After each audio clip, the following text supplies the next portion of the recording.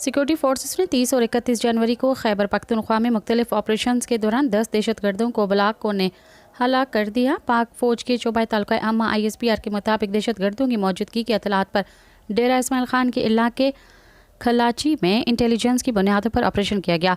Security forces ने दहशत गर्दों के ठिकाने को निशाना बनाया। इस दौरान फायरिंग के नतीजे में 4 दहशत गर्द हलाक हो गए।